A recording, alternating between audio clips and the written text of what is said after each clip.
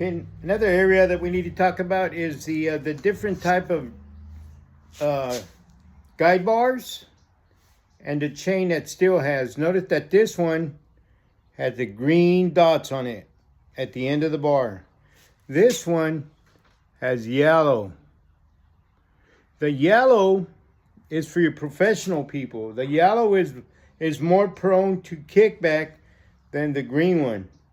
This is for your beginners, for your intermediate, or for anybody. It's a lot safer bar to use, less prone to kickback. Yellow for professionals, it's got a little bit more of a risk of kickback.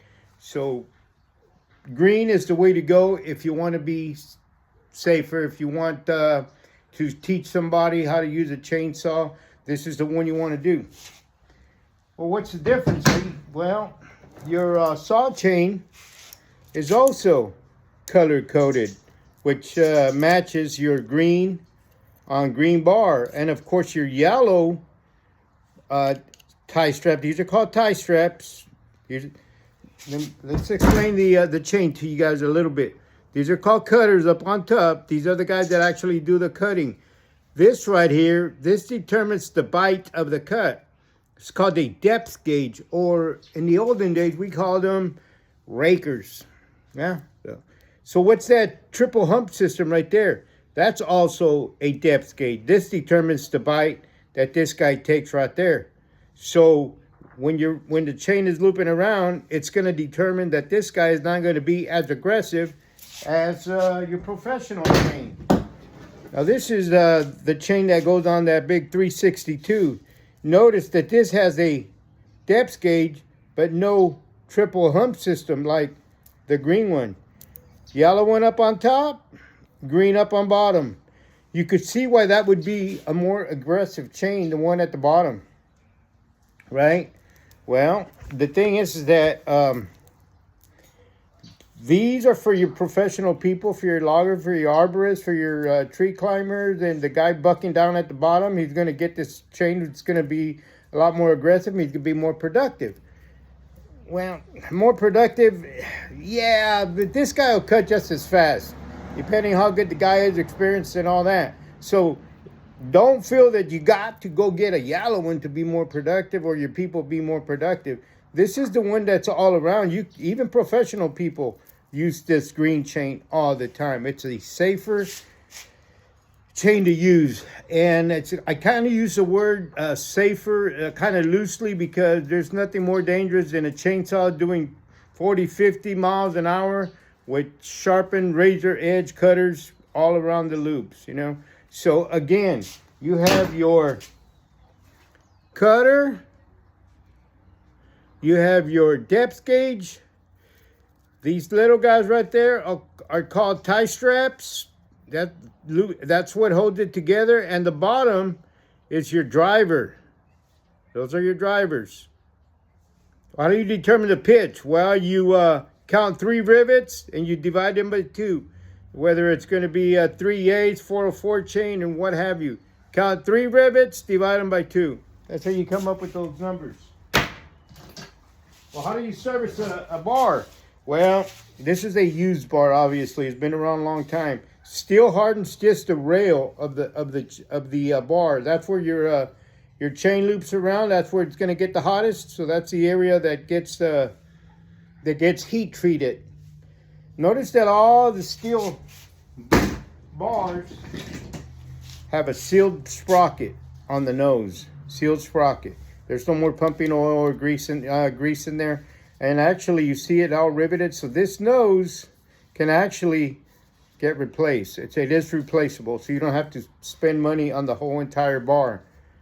Why just the nose? Because your chain loops around, does a complete 360 around the bar over and over and over and over. Well, when your chain becomes loose, it starts slapping the bottom of the bar. And this guy right here starts wearing down.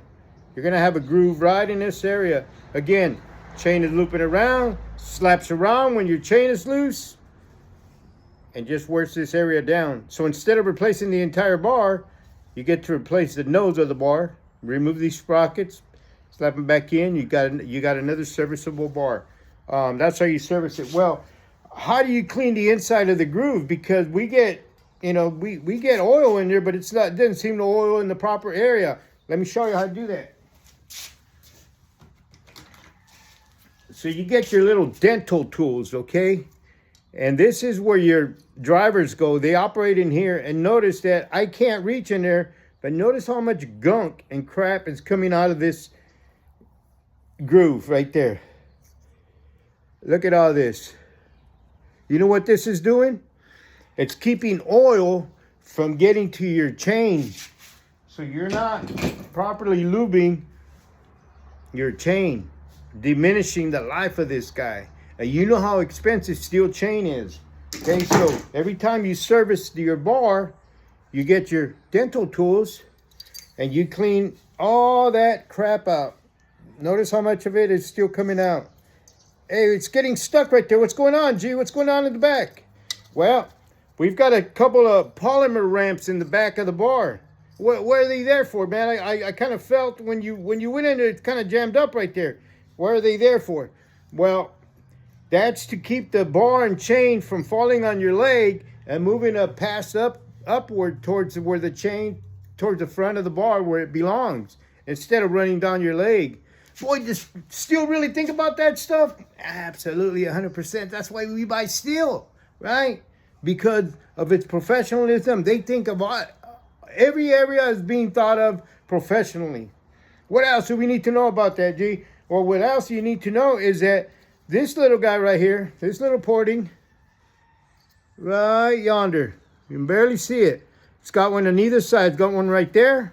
And notice how this one, dirty, capped off. Well, if you turn the bar around, and if you don't clear that little hole well, that's where your oiler, what? Let me clear that out because it's important that we do this right now in front of y'all. So you get to see that without this little port, the hole at the end of the chain being cleaned out, being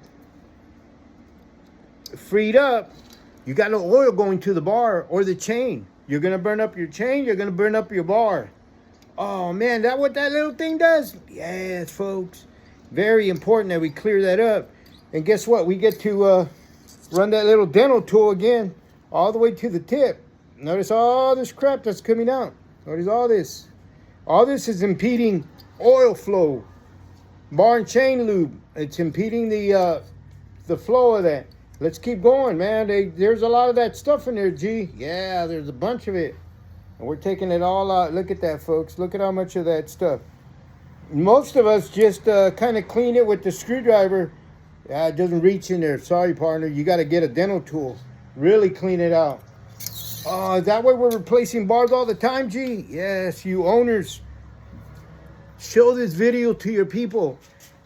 Most people don't know that, you know.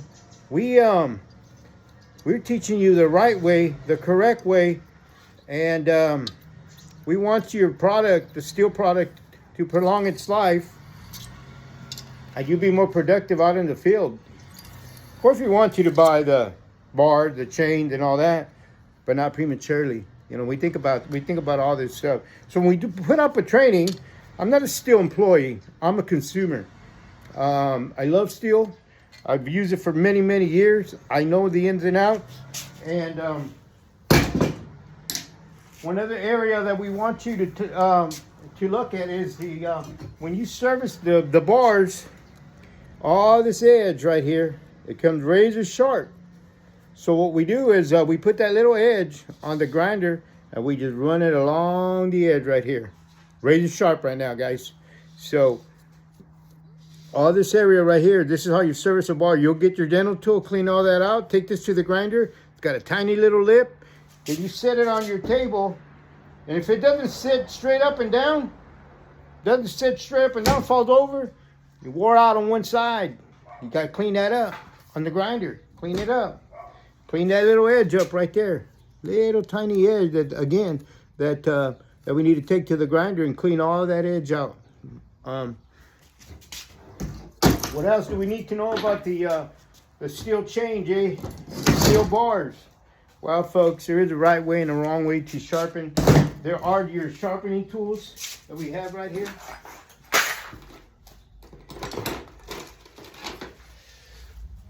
You got the packs.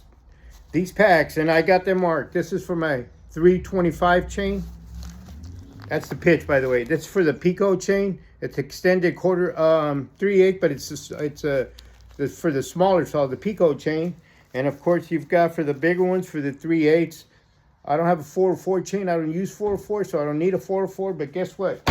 This comes with all your files. It comes with the flat file for the raker or the depth gauge. Oh, how do you use that, B? Well, we use that on this. Remember, this is your depth gauge, right? This cutter is not flat. Even though you look at it, you think, oh, it's just flat. No, it isn't. It's grooved at an angle downward. So the more I sharpen this guy, the higher your depth gauge becomes. Eventually, this guy becomes higher than your actual cutter, and you're not doing any work. You go sharpen it, you go out to cut, and guess what? There's nothing happening, man. You're not creating chips, you're creating dust because you're not cutting. So don't, flat file is for your depth gauges, okay? A few little strokes takes care of them. Of course, you're gonna do this while the chain is on the bar. Then you've got your actual rat tail file. I marked these, I grooved these areas. They're at a 30-degree angle.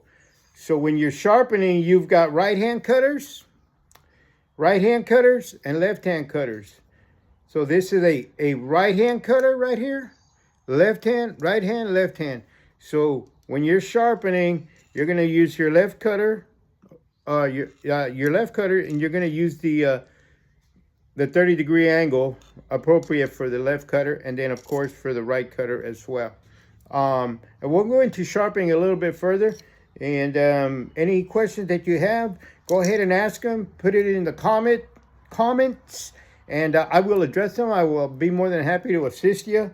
Right now, what we're going to do is ask you if you feel that this information is important. Go ahead, give me a like, give me a comment, subscribe to the channel. We'll keep bringing you more content. And again, this is Peter, the chainsaw guy, the no moss guy, the jack of all trades. By the way, we repaired our garage door open and working beautiful. So nonetheless, you all have a great day. Today is, doesn't matter what day it is. We're in November 2025. Turkey Day is right around the corner. We're getting ready to eat a lot of food. But we'll see you all real soon. Comment, like, and appreciate you all coming aboard. If this is your first time seeing one of my channels, we appreciate you. We thank you for coming aboard. And if you've been around a few times longer than our first customers coming in, hey, thank you for your support. Thank you, new people coming aboard. And we appreciate talking to you and giving you tips of the trade. Thank you all.